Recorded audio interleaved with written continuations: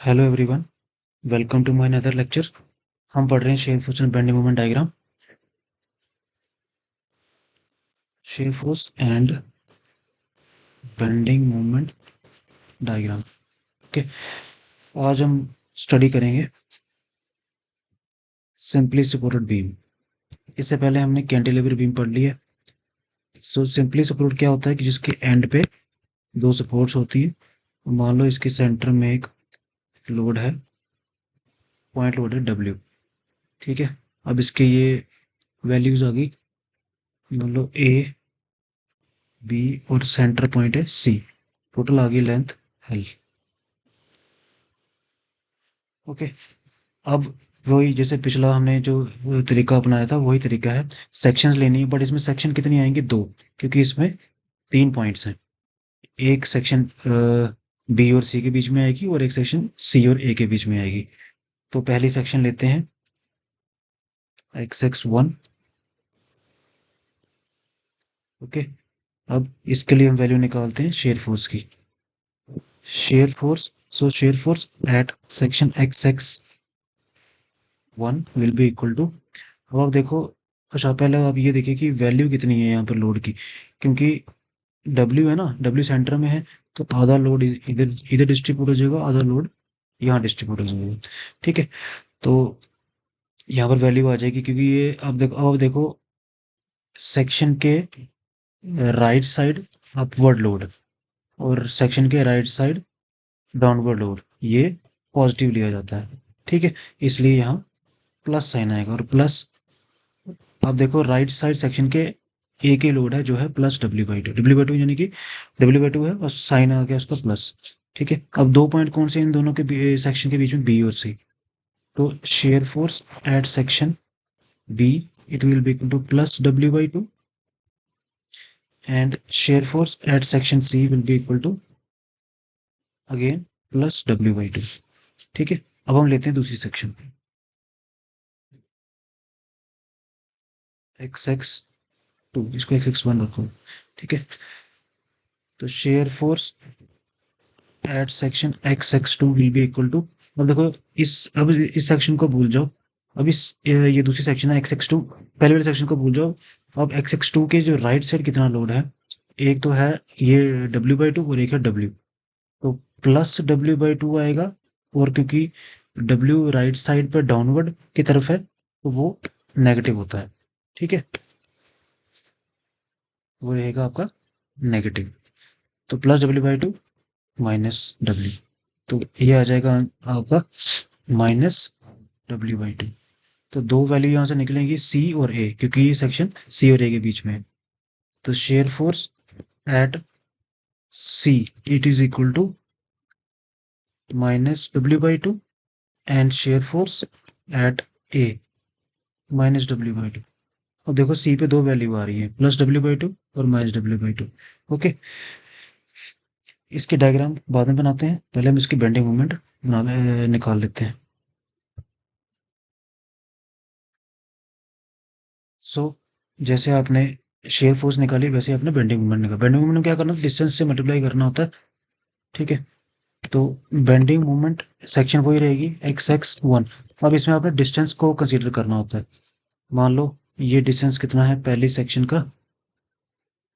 ये है x from point B. Okay, so अब आपने डिस्टेंस से मल्टीप्लाई करना है, इतना याद रखना। तो अब लोड आपका क्या था? Plus W by to. Plus W by to को आपने डिस्टेंस से मल्टीप्लाई करना है। अब डिस्टेंस कितना है इस लोड का इस सेक्शन से? x। ठीक है, ये आगे बेंडिंग मोमेंट जनरल इक्वेशन। और बेंडिंग मोमेंट अब दो पॉइंट निकलेंगे, बी, बी पे x 0, तो ये आ जाएगी 0। और बेंडिंग मोमेंट एट दूसरा पॉइंट आ गया सी, जिस सी पे x कितना है? l/2, तो ये आ जाएगी प्लस डब्ल्यू बाई टू, ये इंटू l/2, ये हो जाएगा प्लस WL/4, प्लस WL/4, एक प्लस डब्ल्यू एल/4। ठीक है, अब दूसरी इक्वेशन आ जाएगी, ये जो दूसरी सेक्शन है उसके लिए। अब आपका डिस्टेंस जो है x ये हो जाएगा। ओके, अब इस जो दूसरी सेक्शन x(2) इसके लिए हम इक्वेशन बनाएंगे। तो bending moment at section x(2) it will be equal to, अब इस x(2) के राइट साइड जो जो लोड है, एक W/2 है, एक W है, दोनों की मोमेंट लेनी है आपने एट सेक्शन x(2). तो ये आ जाएगा प्लस W/2। अब W/2 का डिस्टेंस कितना है, x from section x(2), it is x। और एक जो W है उसका डिस्टेंस कितना है, अब W का डिस्टेंस हो गया ये वाला डिस्टेंस, ये वाला,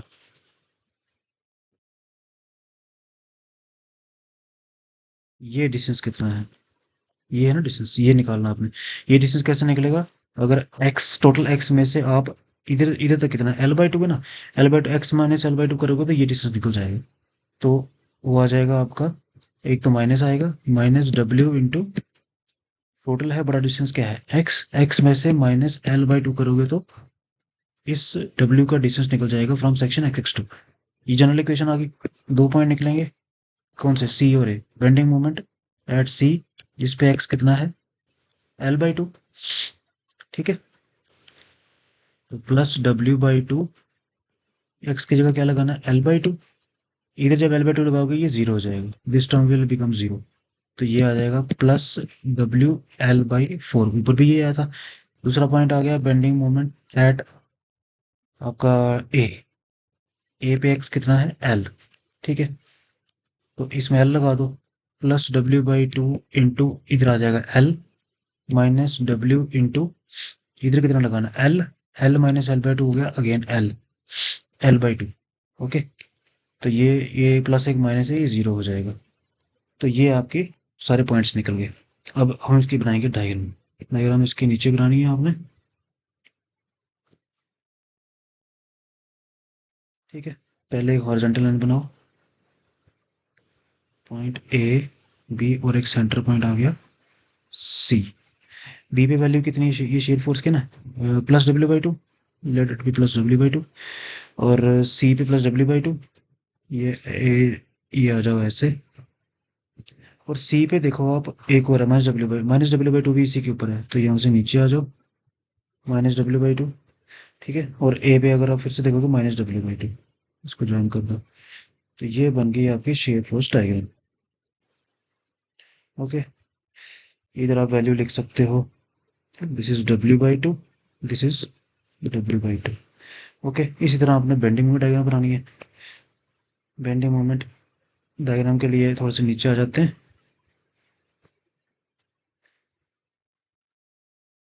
अगेन हॉरिजॉन्टल लाइन बनाओ एक, दो पॉइंट आ गए आपके ए, या तीन पॉइंट सॉरी C।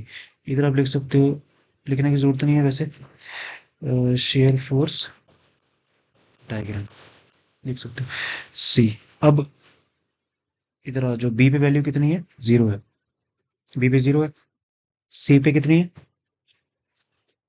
सी पे इज डबल प्लस WL/4। तो सी पे प्लस W, और इक्वेशन कौन सा, लीनियर इक्वेशन है ना, लीनियर इक्वेशन है तो लाइन सीधी आएगी, ठीक है। इसको ज्वाइन कर दो सीधी स्ट्रेट लाइन। अब ए पे भी जीरो है और अगेन लीनियर इक्वेशन है बीच में, तो इसको ज्वाइन कर दो। तो ये जो है सी को एक मिनट मिटाते हैं यहाँ से,